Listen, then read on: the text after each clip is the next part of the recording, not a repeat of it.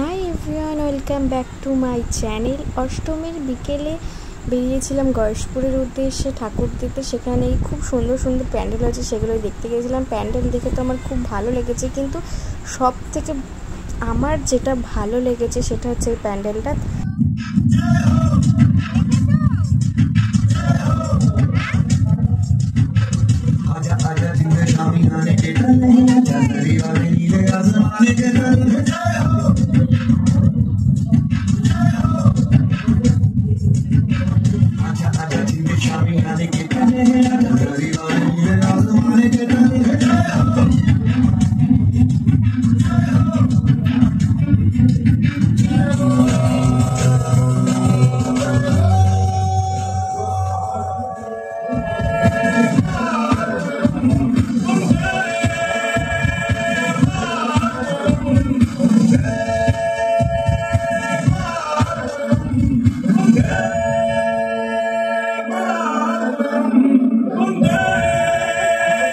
এই প্যান্ডেলটা তো আমার দারুণ লেগেছিলো, রীতিমতো ওখানে দাঁড়িয়ে আমার গায়ে কাটা দিচ্ছিল, এত ভালো লেগেছে আমার।